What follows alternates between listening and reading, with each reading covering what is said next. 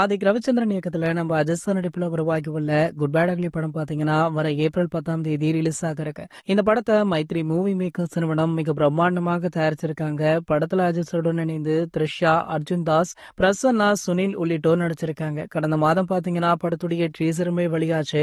முதல் பாடல் எப்போது வெளியாகும் அப்படின்னு ரசிகர்கள் ஆவலுடன் காத்துட்டு இருக்காங்க.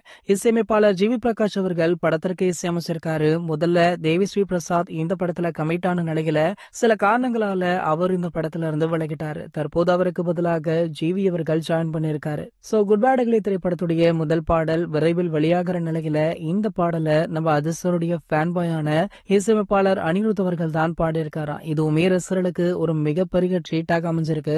கண்டிப்பாக இந்த பாடல் பாத்தீங்கன்னா பட்டி தொட்டி எங்கும் பட்டே கலப்பும் அப்படின்றதுல எந்த ஒரு மாற்று கருத்துமே கிடைக்காது. இது ஒரு பக்கம் இருக்க, குட் பேட் அக்லி திரைப்படத்துல ஸ்பெஷலான ஒரு கெமியோ ரோல் இருக்காம்.